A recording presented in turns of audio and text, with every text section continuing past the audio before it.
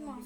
Kailan kaya ang makapalis, ma'am? Dito kasi yun, ngayon, di ba after ma-process yung mga dapat for OEC na kayo, kaso nga hindi pa ma-process ang OEC dahil may compliance ang ang World, may compliance sa DMW, mga reporting. Oh. So ngayon, pag naayos yun, saka man pwede ma-process ang OEC dahil nakahold na yun ang process yung World. Wala silang napapaalis, wala napaprocess ng OEC dahil sa compliance sa DMW. Yun yung reason bakit hindi ma-process yung OEC ninyo. So dapat kayo ina-process ng OEC. Saka di ba walang di ba may gera, kailan na tayo nagpaalis? Yung kinaano lang. Ngayon, nung natapos nung pwede na magpaalis na, nagpa-process ang OEC ninyo, may compliance ang World sa DMW na yung mga yung report dati ng mga pinaalis na worker, dapat ma-submit kung ano mga status.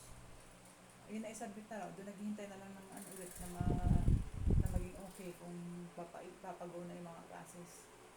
Yun yung reason bakit hindi ko ma-process yung OEC ninyo. Pag na-process ang OEC, doon saka kayo makakaptay. Kasi ngayon, walang pinaprocess, nakahold lahat.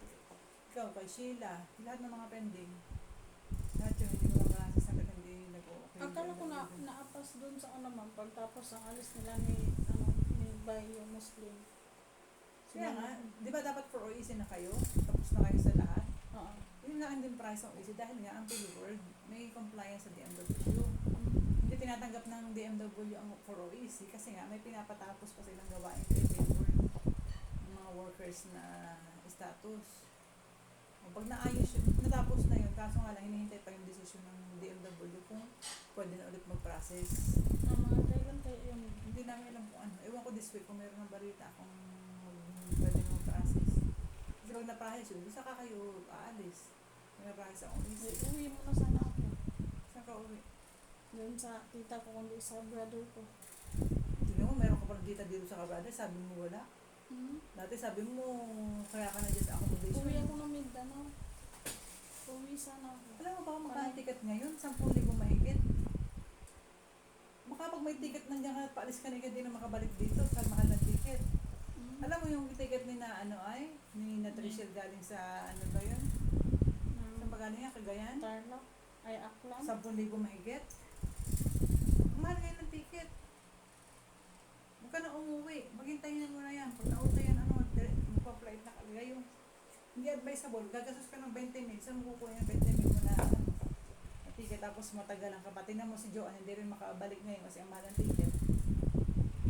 O si Joanne Disgrasya daw yung asawa. Ayun na, anak niya. Kaya hindi siya makabalik. O pero mahal din ng ticket. Wala pa siyang pambayad sa ticket niya. Kaya sabi ko sa kanya, sa ticket mo, ma'am, naghahanap ako ng pera. Wala kasi ang mahal ng bukod sa na-disgrasya anak niya.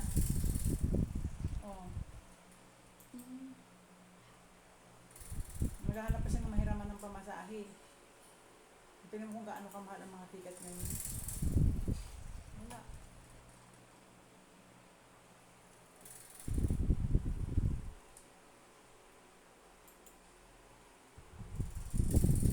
Kaya hintayin mo na lang yun. Saka pag magme-message ka kay Georgie, ikaw ay makikipag-usap hindi lagi pa makikipag-away. Kasi pangit yung ganun na way. Yung kahit sa employer mo sa Saudi, kapag ikaw may gustong sabihin, kakausapin mo yun ng maayos. Kaya ganito po, ganito, explain mo sa inyo. Huwag mong lagi kang pagalit. Kasi pangit yun. Halimbawa, amo mo. Paano kung halimbawa, ikaw ay sinalubong mo yung amo mo ng galit ng ganun na salita. Tapos ang amo mo mainit din ang ulo at may trabaho. Hindi kayong dalawa, nagsabong na kayo. O hindi kayo magkakasundo ng amo mo. Kaya pa ikaw, hanggat maaari, emosyon mo. Mo, pag alam mo hindi ikaw ay nagagalit, saka ka magsalita pag wala ka nang inis sa sarili mo. So, para hindi ka nakakapagsalita ng pangit. Yun ang ugali mo. Chat lang po ako eh. Kaya nga, yung chat mo kasi iba. Sa iyo wala yun, pero sa ibang tao, pag ako magbabasa ang ibang tao, merong sa kanila ibig sabihin niya, may laman yun. Dapat hindi ganun, dapat ikaw marunong ka mag-control ng sarili mo, kung paano ka magkipag-usap ng maayos, lalo sa employer mo. May gusto kang sabihin, nabagalit ka sa employer mo, sir, kahit galit ka, makikipag-usap ka pa rin ng maayos. Sir, pwede bang ganito, ganyan? Kasi ganito po yung situation ko, ganyan, ganito.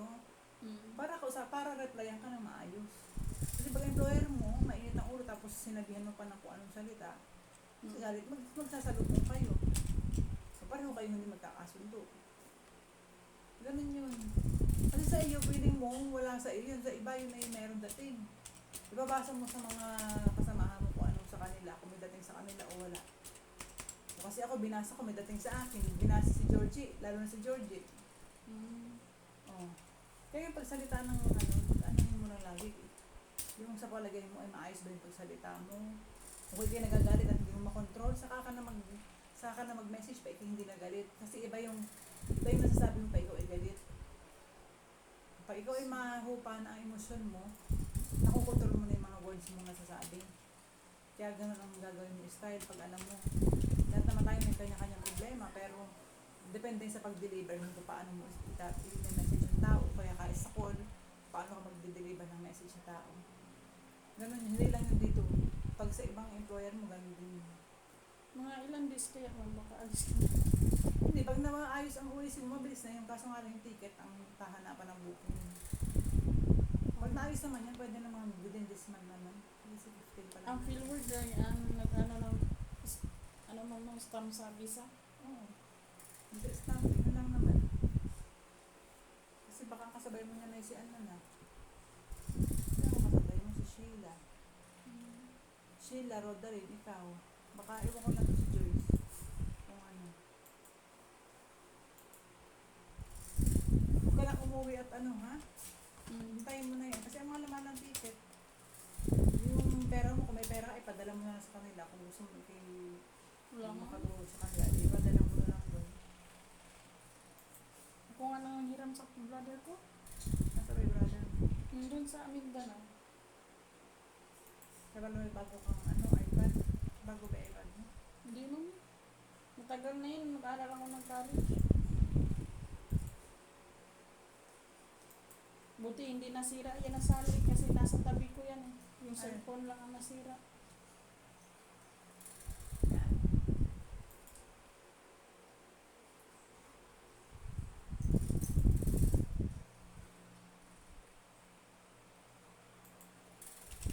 Parang internet.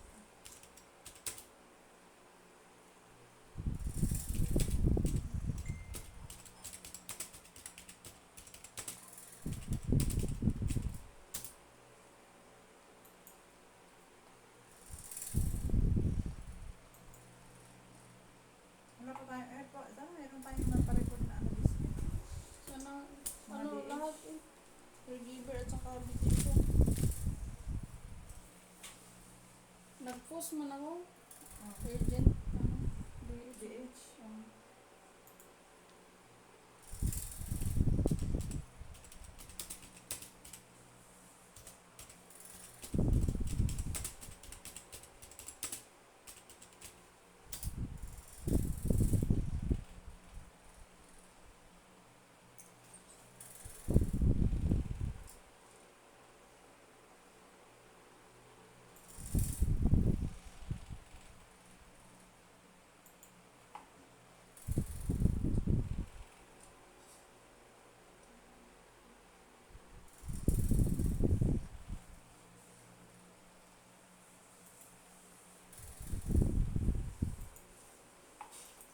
Mamaya bago ka umuwi, may papadala si Ariel na review sa akin.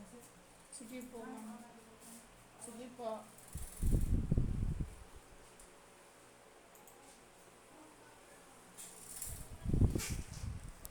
Wala akong kuan.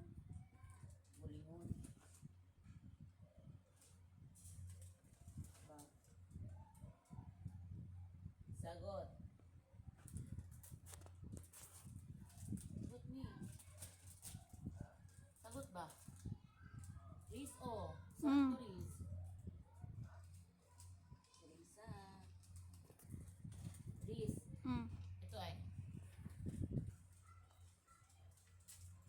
Puting yung tawag ko. Busy ka? Good morning, ma'am. Itatanong ko lang po kung na-stam na po ba yung ano namin. OEC po. Ano mo ka eh? At kailan po kami mag-apply. Ano ko putol?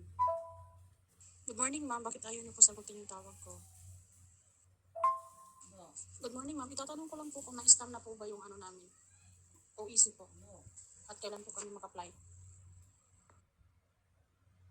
Ano ko putol ni? Oo. Oh, hindi mo ko marinig? Ha?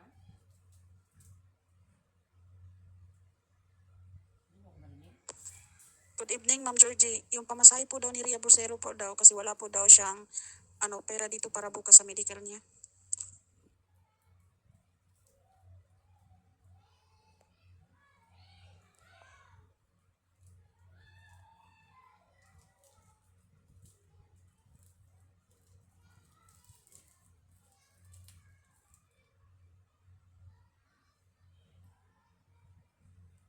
No.